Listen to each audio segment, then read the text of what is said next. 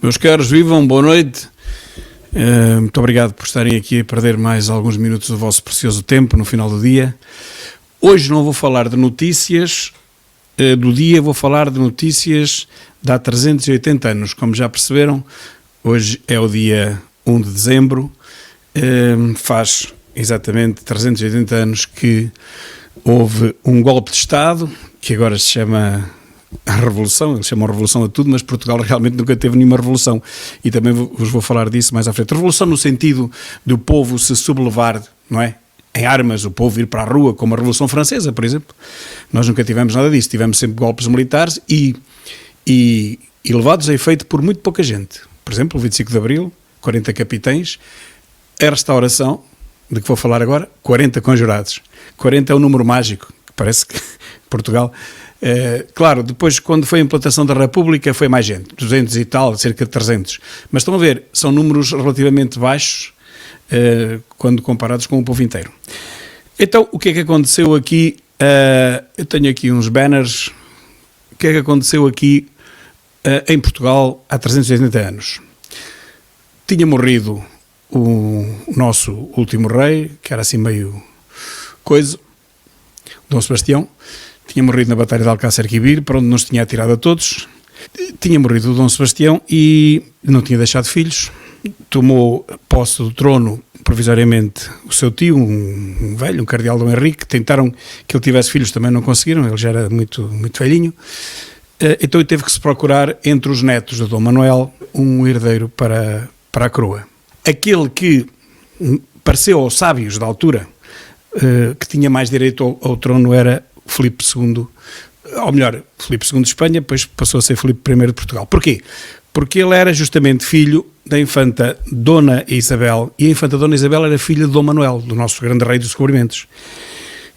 A infanta Dona Isabel tinha sido casada com o imperador Dom Carlos, ela foi imperatriz da Europa, foi a única portuguesa, a única mulher portuguesa que foi imperatriz de quase a Europa inteira, porque o Carlos V foi um imperador quase da Europa toda, também arranjou guerras em toda a parte, e a mulher dele era filha do Dom Manuel, do nosso grande rei, talvez o nosso maior rei de todos, na minha opinião.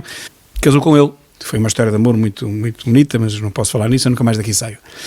E então esse Filipe II era filho, portanto, dela e, portanto, neto de Dom Manuel. E foi ele que foi indicado pelos doutores, pelos sábios da altura, como sendo o devido sucessor ao trono. Bem, ele também invadiu Portugal, embora não houvesse guerra nenhuma, também comprou, também corrompeu. Ele disse que comprou, invadiu, corrompeu Portugal para ficar com ele. Portanto, ele até diz que comprou. Portanto, aquilo na altura foi uma corrupção muito grande. Bom, tudo correu muito bem ao princípio, porque Portugal estava completamente falido em 1580. Lembram-se do velho Camões, que terá dito, embora seja falso, que morria com a pátria, não é? Em 1580. Bom, Portugal estava mesmo na miséria, como aliás começa a ser um bocado hábito, e ser parte de Espanha, quer dizer, sendo o país próprio, nunca fomos parte de Espanha mesmo, fomos sempre um país próprio, no papel. Embora fosse o tal reino dual ou dualista, como lhe chamam. Acabou por nunca acontecer tal coisa, acabámos por nos envolver com os problemas de Espanha, e se tudo começou bem ao princípio, porque Espanha era realmente uma potência europeia, passado uns anos isto começou a correr mal, Espanha Carlos V meteu-se em guerras com toda a gente, depois teve que ser os sucessores a resolver o assunto, e ele acabou por se meter num convento e chegou à conclusão que não podia unir a Europa, porque a ideia dele era unir a Europa, como agora está. Mas olha, o Carlos V chegou à conclusão que não conseguia unir a Europa. Os europeus ainda não chegaram a essa conclusão. Fizeram uma coisa chamada União Europeia, que é cada um para o seu lado. Portanto, o Carlos V tinha razão. Isto é impossível de ser unido, dizia ele. Já em 1500 e pouco. Bom, isto começou a correr mal, a Espanha meteu-se em várias guerras, e quando começou a ter guerras com várias frentes, e nomeadamente com a Catalunha, quando os meus amigos virem na televisão a revolta em Barcelona e aquela gente toda na Catalunha a dizer que era um país, que querem ser um país independente, isto não é de agora, isto já vem de trás e já vem antes disto. Esta foi uma das vezes em que a Catalunha quis ser um país independente. Queriam que os nossos nobres, 7.000 soldados, portanto eram mais ou menos 700 nobres, fossem ajudar na Catalunha, e iam lá morrer com certeza, e os nobres não estiveram para aí virados. Isto lembra-me qualquer coisa parecido com o 25 de Abril, não é? parece que me lembra qualquer coisa parecida com isto. Os nobres recusaram sair, pura e simplesmente. Então começou a haver umas caramuças e a primeira de todas foi aquilo que se chama a revolta do Manuelinho de Évora. Quem é que era o Manuelinho? O Manuelinho era um maluco, era um doidinho que andava na rua. Então, alguém, servindo-se do nome dele, porque ele não podia ser imputável, coitado, ele era um desgraçado que andava aí, um maluco, começou a escrever nas portas das igrejas as estratégias para a revolta, e a revolta contra os Filipes. Nesta altura seria o Filipe III de Portugal e IV de Espanha, portanto o último dos Filipes. É claro que aquilo nunca deu nada, porque, como diz muito bem Hermano Saraiva, uma revolta sem ninguém à frente, com uma revolta anónima, uma revolta cobarde, nunca daria nada. E então isso foi abaixo e essa coisa não foi adiante. Mas mais tarde, passado 3 anos, em 1640, aí a guerra com a Catalunha estava muito forte e nós aproveitámos isso. Nós quem? Os conjurados, os fidalgos portugueses, portanto, são chamados a combater, como vos digo, e os 40 conjurados, 40 fidalgos juntaram-se ali para as portas de Santo Antão, no Rossio, em Lisboa, e durante vários meses tentaram fazer ali um plano, uma estratégia, ali uma coisa bem pensada para tomarem o país, como todas as forças espanholas. Não havia Espanha à altura, mas vamos chamar assim para ser mais rápido. Todas as forças espanholas estavam, enfim, em várias frentes, e nomeadamente com a Catalunha. Acharam por bem, alguns nobres portugueses, que seria a altura própria para atacar o governo português, ou seja, o subgoverno português, que ao fim e ao cabo não havia governo português, havia apenas uns enviados. A tal Duquesa de Mantua e o Miguel de Vasconcelos, que toda a gente conhece. Bom, os 40 conjurados chamam pelo Duque de Bragança para que ele aceite ser rei no caso de conseguirem derrubar o regime espanhol. Ele primeiro diz que não quer, fica muito renitente, mas a esposa dele, a dona Luísa de Gusmão, dá uma ajuda, diz, entre outras coisas, que valia mais ser rainha por um dia do que duquesa toda a vida. Não sei se ela disse isso, mas é o que consta dos mitos, das lendas. Dom João acaba por aceitar ser o futuro rei de Portugal, mas fica em Vila Viçosa. Ele não dá o corpo às balas. No dia 1 de dezembro, isto vai ser muito rápido, entre as 9 horas há um assalto ao palácio, que era ali no Terreiro do Paço. Há o desarme da guarda de honra, que eram os tadescos, a guarda que protegia a Duquesa de Mantua e o seu secretário. Uns desarmam os tadescos, outros procuram Miguel de Vasconcelos, que, como se sabe, se escondeu, eventualmente ter-se escondido lá dentro de um armário, mas deram com ele e trespassaram-no e atiraram-no cá para baixo, pela janela. Agora, há aqui um episódio um pouco rocambolesco, porque diz Hermano Saraiva, entre outros autores, mas ele diz que, lendo uma crónica da época, que, portanto, os conjurados atiraram com ele da janela para baixo, ele ainda estava vivo, e estavam à espera que o povo fosse fazer o resto e acabasse com o serviço. Até era o costume enrolarem numa corda e correrem as ruas da cidade até ele ficar todo despedaçado, o que acabou por acontecer. Mas o povo estava do outro lado e não foi lá, cheio de medo, não apareceu. Portanto, eles atiraram com o Miguel Vasconcelos e o povo ficou do lado de cá, a ver o que é que acontecia. Então o que é que fazem os conjurados? Atiram com guloseimas, com pratas, com coisas valiosas para cima do desgraçado que estava já lá em baixo, para ver se atiçarem o povo, é mesmo isso que se diz, para atiçarem o povo para o povo lá ir, e ao fim de algum tempo conseguiram. Mas o povo ficou tão maluco quando viu aquelas riquezas todas que subiu as escadas do palácio e acabou por saquear aquilo tudo. Portanto, não foi só um episódio rocambolesco de Miguel Vasconcelos, que é considerado o bode expiatório, como eu tenho aqui em baixo, o bode expiatório de tudo. Mas ele era um pobre desgraçado, ele era um manga de alpaca, ele era apenas um escriturário, um guarda-livros. É claro, um guarda-livros que era muito talentoso, e o Filipe IV de Espanha nomeou mesmo isso, nomeou secretário de Estado, por assim dizer. É claro que em Portugal, quem der algum poder a um desgraçado qualquer, já sabe que encontra ali um vilão, não é? Se queres ver um vilão, põe-lhe uma vara na mão, esse velho ditado, e foi o que aconteceu. Portanto, havia um ódio por parte dos nobres daquele escriturário que ao fim e ao cabo mandava neles e tinha poder sobre eles. Então o plano era matá-lo a ele, e só morreu ele e mais um guarda. Portanto, foi um golpe de Estado que só teve 2 mortos. Como o 25 de Abril, também só teve 2 ou 3, que foi aquela coisa ali na pida, tiraram para lá uns tiros para o ar e acertaram em 2 desgraçados também. As nossas revoluções são todas assim, felizmente. Vitória, vitória, viva o rei Dom João IV, pelas ruas da cidade. Em 2 dias o país inteiro apoiou este novo rei. Toda a gente apoiou, mesmo lá fora, em África, no Brasil, em Goa, portanto, na Índia, em todo lado, menos em Ceuta. Ceuta continuou fiel ao rei espanhol e percebe-se porquê, porque até a própria água que se bebia em Ceuta vinha de Espanha, portanto eles dependiam muito de Espanha e, portanto, tirando Ceuta, toda a gente apoiou o novo rei português. É claro, o rei aparece 6 dias depois, mas já toda a gente sabia que não havia internet, mas não foi preciso. Toda a gente sabia em Portugal que o rei tinha sido substituído por um golpe palaciano de 40 pessoas apenas. Mas isto não ficou por aqui. Este ato demorou 1/4 de hora. As crónicas da altura dizem que começou às 9 e terminou às 9:15 do dia 1 de dezembro, mas não foi bem assim, porque, bem, o ato foi. Só que depois acontece que houve uma guerra de 28 anos, a Guerra da Restauração, para o qual foi preciso que o povo contribuísse, e todos contribuíram com aquilo que chama o 10%.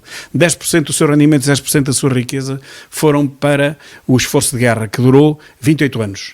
E só acabou porque, entretanto, o Filipe IV morreu.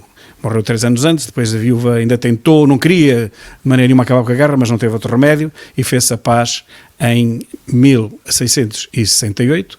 Ainda hoje se diz de Espanha nem bom vento nem bom casamento, porque realmente foram 28 anos de guerras e a nossa animosidade perante Espanha vem muito daí. Foram 28 anos de uma guerra que foi uma guerra desgraçada, não vou entrar em pormenores, mas tudo o que se possa imaginar de pior aconteceu. E foi muito tempo, houve várias frentes, houve várias vagas, não foi sempre contínua, mas cada vez aquilo era pior. Portanto, toda a gente fica admirada como é que um país tão pequeno como o nosso e tão pobre conseguiu aguentar uma potência daquelas, mas a verdade é que aquela potência também estava com outras frentes, não é? Não foi só com Portugal, se fosse só Portugal dizimavam-nos imediatamente, mas felizmente para nós eles tinham muitos outros focos de guerra, muitas outras batalhas, muitas outras frentes e portanto dedicaram-nos pouco a nós. Como diz uma crónica da época, os soldados que nos enviavam para cada batalha pouco mais eram do que os nossos, portanto aquilo dava sempre um empate, eles eram sempre obrigados a retirar. Bom, houve muitas batalhas, não vou entrar nisso, em Elvas foi muito sacrificada, por exemplo, e basicamente conseguimos, em 1668, conseguimos recuperar novamente o país. Bom, foi isto que aconteceu há 380 anos, muito rapidamente, em 14 minutos. Claro que houve muitas outras coisas, mas o fundamental foi isto. Agora, há aqui alguns mitos e algumas comparações com o que se passou depois disso. Por exemplo, Portugal, como disse ao princípio, nunca viveu nenhuma revolução popular a nível nacional. Foram sempre golpes de Estado, foram sempre golpes palacianos, foram sempre 40 pessoas, no máximo 200. Nunca houve um levantamento popular, como vos tenho dito. Portanto, também não é provável. E agora, como a idiosincrasia é completamente diferente da Idade Média, não é? Portanto, agora não é mesmo provável que venha a viver-se agora alguma revolução. O que a gente vê nas redes sociais todos os dias é que isto não pode ser, isto tem que acabar, o povo tem que se sublevantar em armas, o povo tem que sublevar. Meus amigos, não se metam nisso. Porque eu tenho estudado, e já tenho estudado muito, o povo português nunca na vida se levantará em armas contra coisa nenhuma. E os nossos governantes sabem bem disso. Neste momento Costa, mas os outros anteriores também sabiam bem disso. Nós nunca pegaremos em armas. Não está na nossa gênese, não está na gênese do nosso povo. Nós sairemos à rua, sim, quando virmos que a coisa mudou. Percebem? Quando virmos que a coisa mudou. Lembra-se do 25 de Abril? Não é? Soldados para a rua, mas porquê? Acham que eles queriam instaurar a democracia em Portugal? Eles não queriam era morrer lá fora. E muitos deles não queriam ser subjugados ou pelo menos terem acima de si oficiais milicianos. Portanto, o problema foi esse, foi a tal lei número 38, salvo erro, que saiu em 1973, que equiparava os milicianos aos oficiais de carreira. Quer dizer, os oficiais de carreira sentiram-se ultrapassados e, para além disso, estavam sujeitos a morrer lá fora. Não é? Que a guerra não estava nada fácil, muito pelo contrário. Aquilo tinha que ter um fim e não se via fim à vista. Uns dizem que sim, outros dizem que não, mas a verdade é que eles continuavam a morrer lá. E, portanto, o que o 25 de Abril o que fez foi 40 capitães tomaram conta disto. Pois foi exatamente o que aconteceu há 380 anos. 40 fidalgos, vejam, não foi ninguém do povo, era tudo fidalgo, gente rica, do mais rico que havia na altura, fizeram um golpe de Estado. Naquela altura foi um golpe palaciano e no 25 de Abril foi um golpe militar. Portanto, há aqui duas semelhanças muito grandes e, portanto, todas estas tretas que nos vendem da democracia e vamos instaurar a democracia, o movimento MFA, Forças Armadas, isso, esqueçam lá isso. O que eles queriam era duas coisas: não morrer lá fora, e não há nada mais legítimo do que isto, não se pode levar a mal. A propósito, eu recebi aqui uma mensagem a dizer que o nosso Presidente da República não foi à guerra, não foi à tropa sequer. E perguntavam porque é que o professor Marcelo não foi à guerra, porque ele era da mesma idade de uma outra pessoa que mandou aqui a mensagem, que eu tenho guardada, e disse: eu era da idade dele. E eu tive que estar lá 35 meses lá fora, na Guiné, acho que até foi na Guiné que me disse. Porque é que o professor Marcelo não foi à guerra? Deixa essa pergunta no ar. Mas, resumindo e concluindo, grandes paralelismos entre o 1 de dezembro, que hoje celebramos 380 anos, e o 25 de abril, que já lá vão também 46. Notem, daqui a mais 2 anos, nós temos a mesma idade em liberdade, portanto, o mesmo tempo de liberdade, estão a ver a liberdade que nós temos agora, não é? Mas pronto, teoricamente, o mesmo tempo de democracia do que tivemos de ditadura, contando os tais 48 anos do Bloco de Esquerda, que diz que houve ditadura e 48 anos. Falso. Completamente falso. Mas é o que pega. A tal mentira, muitas vezes repetida, dá em verdade. 48 anos de fascismo. Nunca houve fascismo em Portugal. Ninguém sabe o que é o fascismo, quem fala nisso. O fascismo é um Estado ditatorial que manda em tudo. É exatamente o oposto ao que chamam, por exemplo, agora, o Chega. Exatamente o oposto. O Chega é um partido que pugna para a iniciativa privada, é ao contrário. Nada do Estado. O fascismo é só Estado. O fascismo é igual ao comunismo. Estado a mandar em tudo. Iniciativa privada, zero, para o teto. Estado a mandar em absolutamente tudo. É o comunismo, que é o irmão gêmeo do fascismo. Bom, meus caros, muito obrigado por tudo. Ficamos por aqui assim muito rapidamente e amanhã voltamos às notícias do dia, com talvez um convidado, ou não, é conforme. E pronto, olha, obrigado por tudo. E não se esqueçam que faz hoje 380 anos de um outro 25 de Abril, do primeiro 25 de Abril, aquele que devolveu Portugal exatamente, mas verdadeiramente, aos portugueses.